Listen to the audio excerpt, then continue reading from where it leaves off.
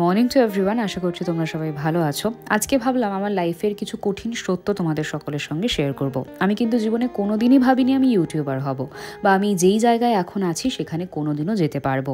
আমি সবসময় ভেবেছিলাম আমার বাবা মায়ের পাশে দাঁড়াবো, এমন কিছু কাজ করব যাতে আমি নিজে ফাইন্যান্সিয়ালি ইন্ডিপেন্ডেন্ট হতে পারি।